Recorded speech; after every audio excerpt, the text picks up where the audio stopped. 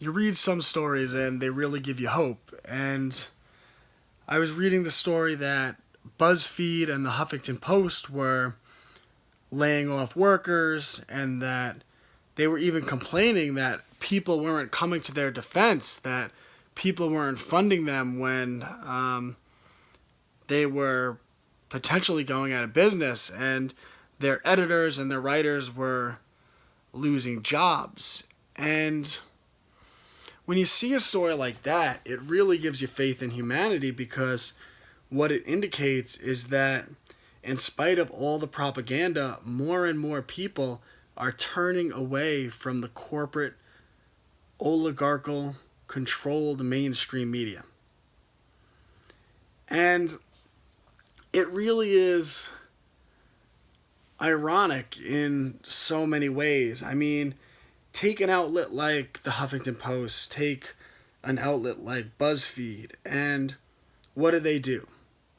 They unapologetically defend illegal immigration. And not only do they unapologetically defend illegal immigration, but they openly advocate for the banning of anyone who has a differing opinion from social media. And of course, when they openly defend illegal immigration, what they are really defending is Americans losing their jobs. Because if you take, for example, a black person in the inner city who might work for minimum wage, it doesn't have to be a black person, it could be a white person. It has more of an effect when you show that they're actually, the policies they push for hurt the majority constituent that follows them. But so when you have an illegal immigrant who comes into the country, they displace the job of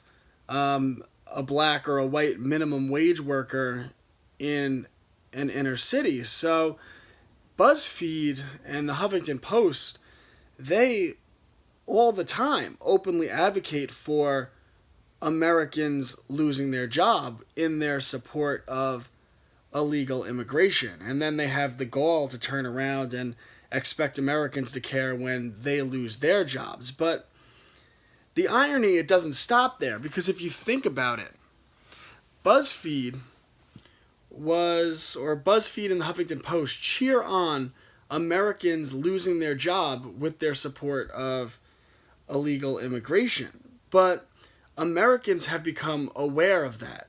And because of that, their readership has gone down and down and down. So, and now they're having financial problems, and now they have to lay people off. So in a way,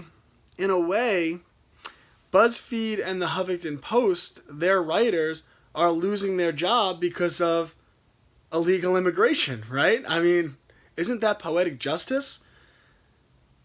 Their readers have stopped reading, stopped funding BuzzFeed and the Huffington Post because they're opposed to these editorials' support for illegal immigration.